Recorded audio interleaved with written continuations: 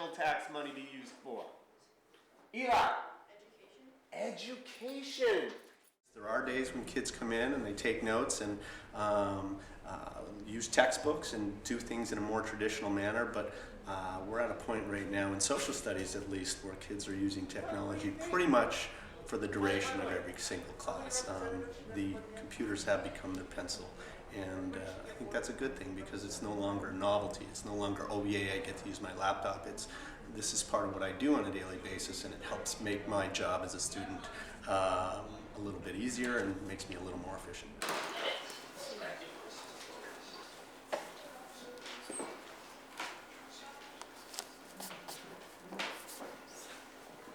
We write our agendas down in our laptops.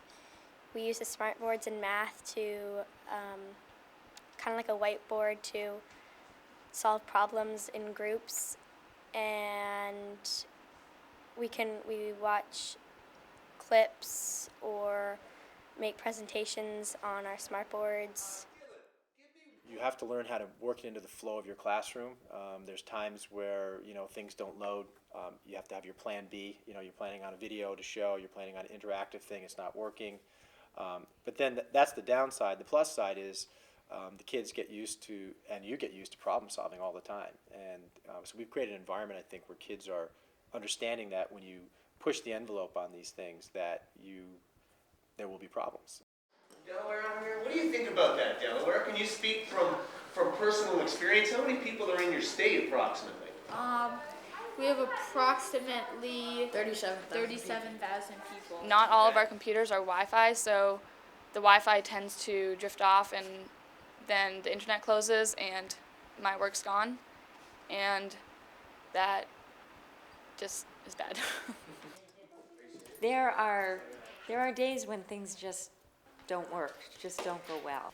I would have to say at the beginning of this year, I was probably the most frustrated I've been because we were having real problems with our internet. I was this close to saying it's going to be paper and pen for the rest of the year because I felt like we just wasted so much time.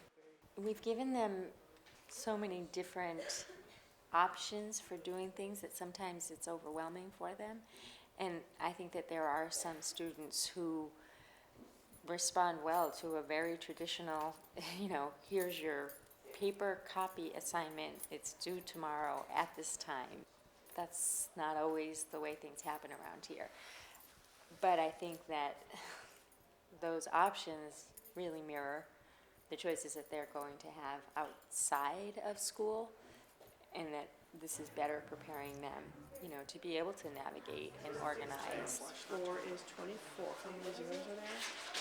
So how many zeros you have? So what's your answer?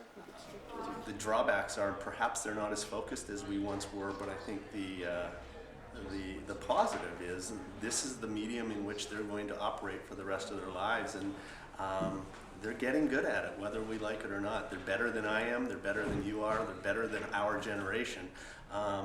And it does provide them with some really neat opportunities to get beyond the confines of a traditional classroom. They can Skype with people in Uganda, they can have conferences with people across the city or within the country, or they can converse with a videographer and exchange ideas, and that's something that didn't exist 10 years ago, and kids frankly are very excited about that. So this is 6 units